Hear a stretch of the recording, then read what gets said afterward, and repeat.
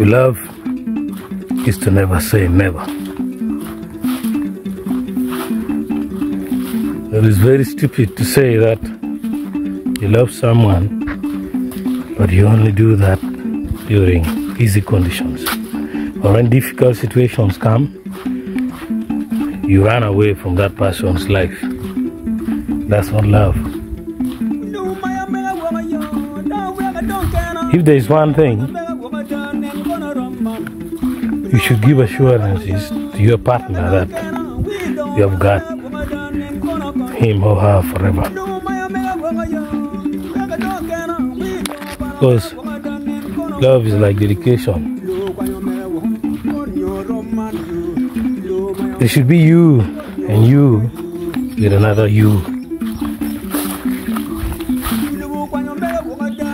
holding each other tight, fighting together, while remembering one thing, that trust once lost can never be recovered. So, love is to never say never.